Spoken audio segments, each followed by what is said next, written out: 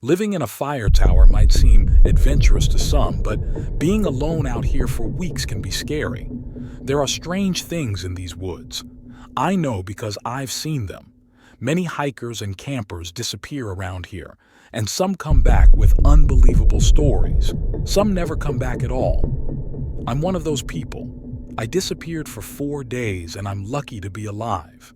If you ever hear sirens in the woods, run. Living in a fire tower isn't like a vacation. It's hard work. You have to carry water, food, and supplies up many stairs to a small room. Today is especially bad. I'm stuck in a tiny room 120 feet in the air, watching rain pour down while thunder booms and the wind howls. My dog Molly, who's scared of loud noises, is hiding under the bed. And to make things worse, my boots are filled with water. But there are some positives. The rain will help prevent fires, and Molly is safe with me. She's a border collie I got from a shelter, and she's great at her job. Once, she helped find a lost boy in the woods. The boy said he saw a strange white owl and a mysterious black stone before he got lost. It's a strange story, but Molly led us to him, safe and sound. I asked Daniel to show me the stone he found, but he couldn't find it in his pockets. He said he must have lost it somewhere nearby. The way Daniel said somewhere nearby made it sound like it was on another planet. We got back to their car, they thanked Molly and me again and drove home. But the parents must have called the local newspaper because the next week a reporter came out to take some photos of Molly. They put her picture under the headline, "Hero Dog Finds Missing Boy."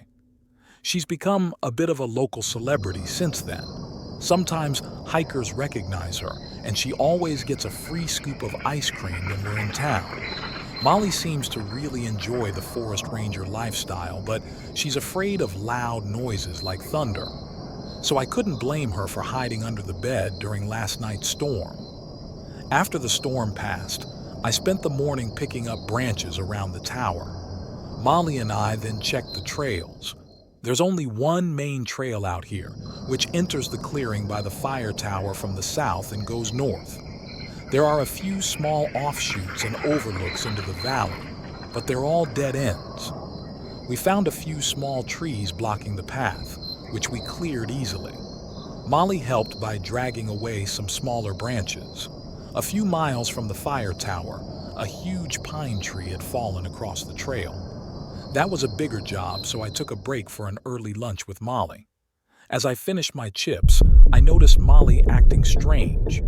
Normally, she stares at me when I'm eating, but this time she was looking off trail, towards the valley, whining softly. I followed her gaze and saw an overgrown path, an offshoot from the main trail that I'd never seen before. I carefully headed down the old trail, which led to a steep cliff overlooking the valley. 10 minutes later, I reached the end of the trail. There were 2 huge boulders with a 10-foot opening between them, blocked by a massive deadfall of tangled branches and small trees. It looked old and dangerous, reminding me of a scene from a Stephen King book. After standing there for a few minutes, I decided to head back to the main trail and ask Chester, a veteran park ranger, about it.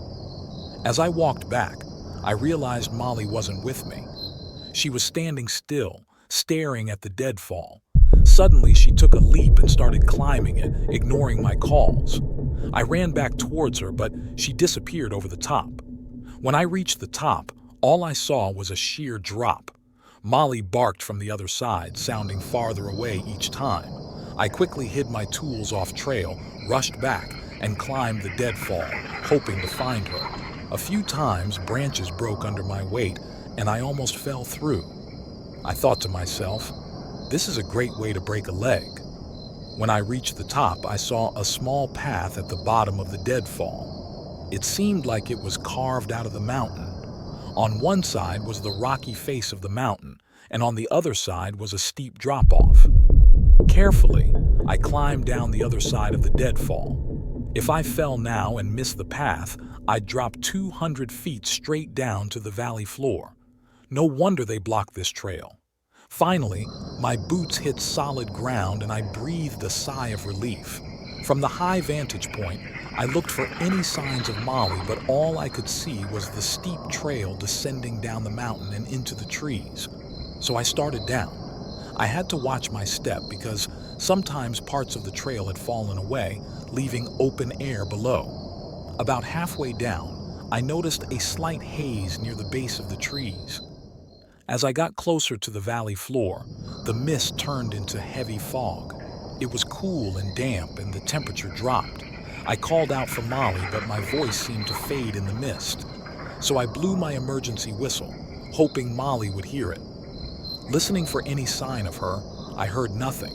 I noticed paw prints in the damp ground leading into the forest, so I followed them. 30 minutes later, I lost Molly's trail. I decided to walk in a large circle and look for any paw prints. I marked my starting point with a piece of rope tied to a tree.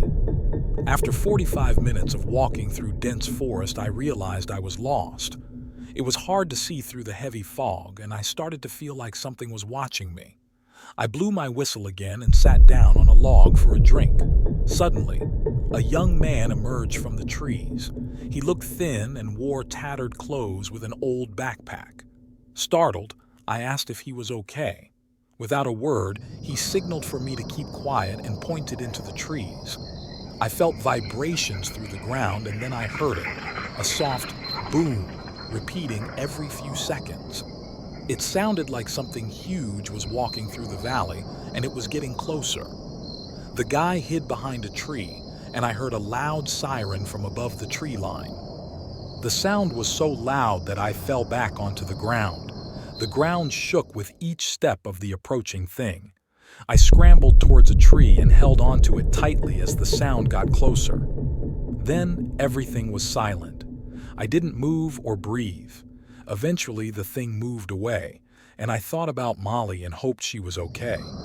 Molly appeared from the bushes, but she didn't move towards me.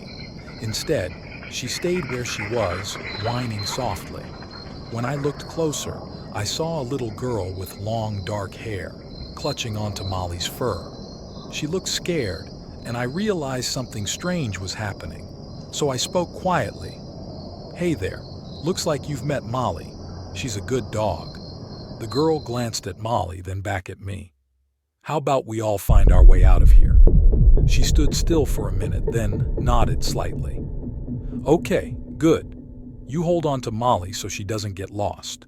Can you take my hand?" I extended my hand towards her. After a moment, she slowly came towards me and took it. I grabbed my backpack, took out a water bottle, and offered it to her. "You must be thirsty. Do you want some water?" But she just stood there, staring. "Okay, maybe later then. Let's go home, girl," I said to Molly, and she headed into the forest with us following closely. Twice more we heard something huge moving through the trees, once from a distance and once too close for comfort. We stayed silent until the danger passed. We walked for hours and I began to worry we'd never find our way out. Eventually we decided to rest, and I tried again to get the girl to drink some water. Suddenly, Molly jumped up and ran into the woods. I grabbed the girl's hand and we followed Molly. Whenever Molly got too far ahead, she waited for us, barking until we caught up. When I saw the rope tied around the tree I'd used as a marker, I felt relieved. We were almost at the trail that led out of the valley. As we emerged from the mist, I saw Park Ranger Chester Miles. "Jim, thank goodness. Come on, hurry," he said, relieved. I picked up the girl and we climbed back up the path carved into the cliff face. Chester explained that Molly had heard his emergency whistle, which is how we got out. When we reached the top, Chester tied the rope around the girl's waist and helped her climb over the deadfall. We followed behind. When we reached solid ground on the other side, we stopped to catch our breath. I realized I was incredibly thirsty and pulled out the water bottles. Chester told us to drink slowly. Molly led the way back to the fire tower, with the girl close behind. Chester mentioned calling an ambulance, but then gestured towards the girl, indicating we shouldn't. I trusted Chester, so I agreed. By the time we got back to the fire tower, it was sunset and we were all exhausted. The girl stayed close to Molly, so we set up a campfire and a tent for them to sleep in. Chester and I had some food and beers by the fire. When the girl was asleep, I asked Chester what was going on. He told me I'd been gone for 4 days, not just a few hours, and explained why he hadn't called for help earlier. With all the power outages and flooding, we've been really busy the past few days. But when I heard Kenny mention that you hadn't checked in, I stopped everything and came straight over, because I knew exactly where you were, Chester said. Wait, I started, but Chester interrupted me. No, let me finish, he said. There's something strange about that valley. I don't know exactly how to explain it, but let's just say it leads to another place. Not always, but sometimes. When I first started as a new park ranger about 6 months in, a couple of hikers disappeared, boyfriend and girlfriend. They were headed down into the valley to camp for the weekend. They never came back. There was a big search that went on for over 3 weeks. We never found anything. Not a tent, backpack, or even a shoe. It was like they just vanished off the face of the earth. About a year later, a 12-year-old girl named Allison Beckett went missing about 50 miles from here. The search party was massive, as it always is when a child goes missing. There must have been 400 people out looking for her. They found nothing. 6 weeks later, 2 women hiking through our valley found her huddled up against a tree. They brought her back, called her parents, and she was okay. But remember, she got lost 50 miles away. So how did she end up here in the valley? Our mayor held a little celebration to thank the 2 women, and Allison and her family came down to attend. Everyone was happy, but for a moment, I caught Allison sitting alone at a picnic table. I sat down and asked her what really happened. She said her family was hiking up to a waterfall, and her little brothers were arguing. Her parents stopped to separate them, and while they were stopped, Allison kept walking. She said she was tired of listening to her brothers argue. She went around a curve in the path, and off the side of the trail, about 50 feet into the woods, there was a merry-go-round. A full-size merry-go-round with lights and music. She stepped off the trail, walked over to it, and held out her hand. She said she just wanted to touch it, to see if it was real. As soon as her hand touched the carousel, she was standing in a different forest, and everything was covered in mist. There were 3 more disappearances over the next 5 years, and that's when I decided to block off the trails that led to the valley, Chester continued. Yes, I did that. And I don't regret it because the disappearances decreased after that. I blocked off every entrance and hid the trails leading to the valley as best I could.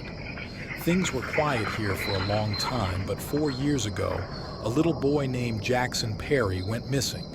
He was 6 years old at the time, and again, there was a massive search. Locals, reporters, even people from out of state came to help. We looked everywhere, even the hidden trails.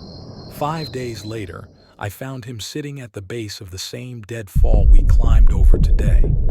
I had already looked there 3 times. I checked him for broken bones and he seemed okay except for some scrapes and scratches.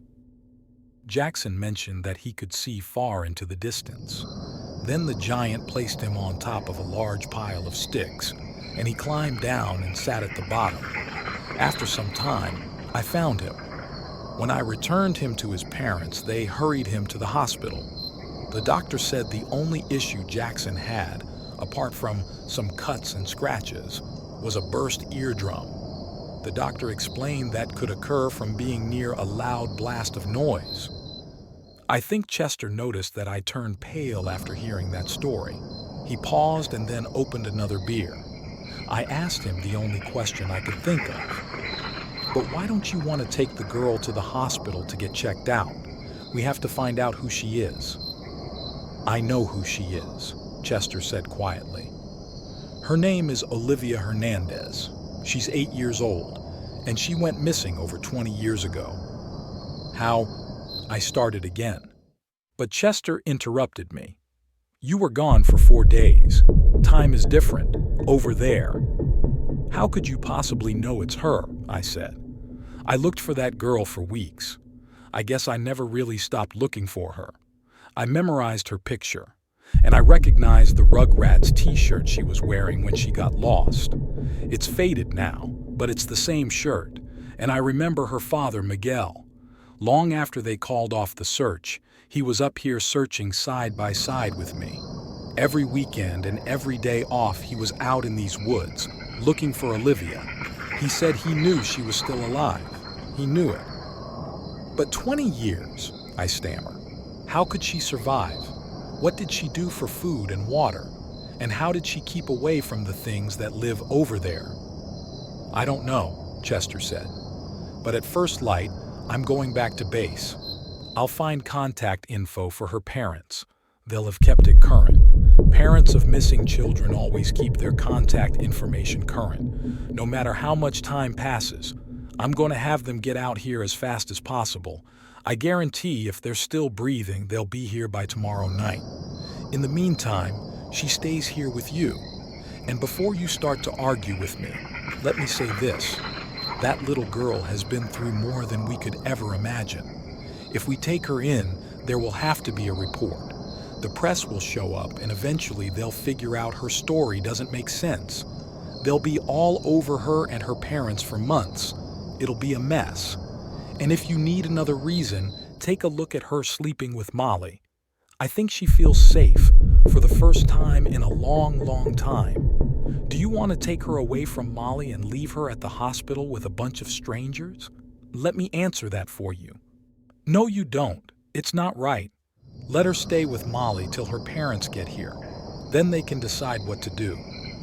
I thought for a moment about what happened to me, and about what people would say if I told them what happened to me.